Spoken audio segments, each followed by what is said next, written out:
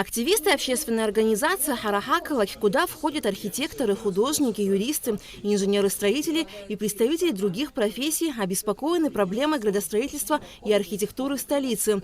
В частности, на пресс-конференции речь шла о проблеме стихийной застройки высотными объектами на исторической части города. Предметом обсуждения стало строительство одного из таких зданий на Сухумской набережной. Хочу подчеркнуть уже не первый раз, но, к сожалению, это важно. Мы не политическая группа, не представляющая ничьи интересы и никем не финансируемая, собравшаяся исключительно на теме заботы об облике нашего города. Мы собрались сегодня здесь, потому что перед городом стоит действительно такая очень острая проблема. Эта проблема, она возникла и наблюдается уже большое количество лет. Но сейчас на центральной набережной выросло уже, к сожалению, высотное здание, которое нарушает вот те главные правила, по которым должен строиться город. По мнению активистов «Харахакалак», город должен развиваться комплексно и необходимо задать вектор его долгосрочного развития.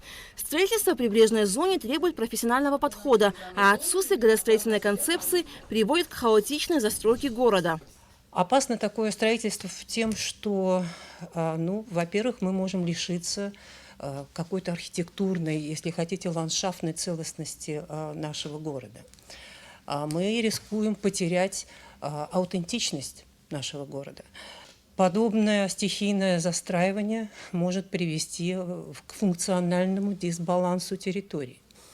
То есть мы не понимаем, где будет наибольшая концентрация жилого сектора, рекреационные зоны, где будут у нас все-таки оставаться общественные пространства, зеленые парковые зоны, что надо добавить. То есть при таком хаотичном подходе, неконцептуальным, мы, к сожалению, можем потерять вот это вот плановое видение нашего города. И у каждого города есть свои природные ограничения. Это сложность рельефа, так называемая орография нашего города, неоднородный рельеф. Это сложность геологических условий. Наши грунты отличаются неоднородностью, особенно в прибрежной зоне, особенно в исторической зоне. Они относятся к сложным, категории сложных грунтов. Это неустойчивые грунты. Встречаются торфы, торфяные грунты, что предъявляет высочайшие требования проектировщикам, конструкторам и строителям при закладке и выборе фундамента. Еще одним фактором сложности строительства прибрежной части являются сейсмические условия.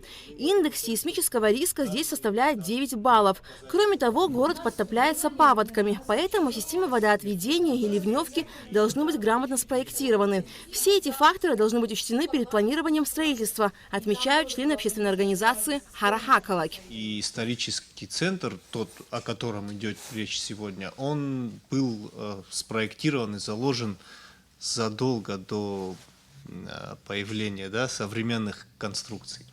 Соответственно, эти сети и коммуникации не рассчитаны на такую нагрузку. Грубо говоря, если посмотреть на фотографии, на наши кадры, видно, что вместо 2-3-этажных зданий появляются 9-10 этажные комплексы, которые резко увеличивают нагрузку на инженерные сети. Это канализация, это электрические сети, транспортная нагрузка, парковки, транспортный коллапс.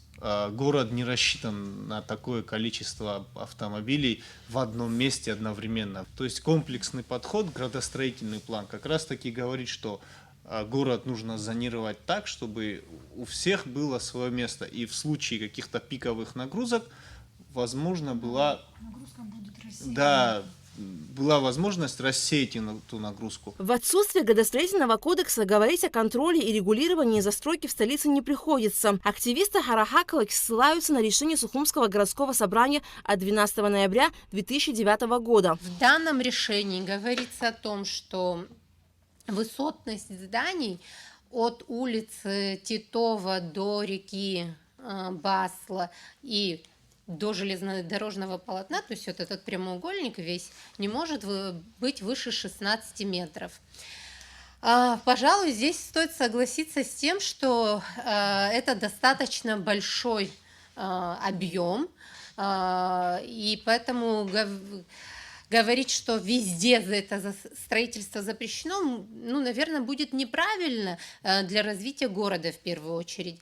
Но на сегодняшний день это единственный документ, который нам позволяет ограничить этажность в центральной исторической части города. Объекты, которые имеют огромное значение для города, они должны обсуждаться на общественных слушаниях и выноситься на обсуждение в компетентный орган. Сейчас городсовет не обладает такими полномочиями, чтобы он мог запретить или разрешить какой-то объект к строительству. Мы бы хотели, чтобы у городсовета был более понятный, более обширный спектр задач и компетенций, чтобы мы могли с помощью градостроительного совета контролировать качество архитектуры, которая будет строиться в Сухуми. Во-первых, каким образом? Если речь идет об объектах, которые находятся в зоне значимых объектов в зоне исторической застройки, вот приведем пример, что здание, строящееся на набережной города, оно захватывает своей 50-100-метровой зоной, радиусом, захватывает несколько объектов историко-культурного наследия. Сейчас охранных зон у этих зданий нет, но если бы они были, для того, чтобы обосновать строительство в этой зоне, нужно было бы учесть и охранные зоны, и перспективные виды по улицам, и высоту и панорамный вид с моря, который тоже может быть под охраной. И все эти моменты сейчас мы упускаем, и в будущем не будет возможности это уже вернуть обратно. Между тем, Генеральной прокуратурой проводится проверка на предмет законности строительства многоэтажного капитального здания в столице по адресу Когони 11. Активисты общественной организации Харахакалак в ближайшее время намерены провести круглый стол с привлечением представителей профильных ведомств, а также депутатов городского и народного собраний.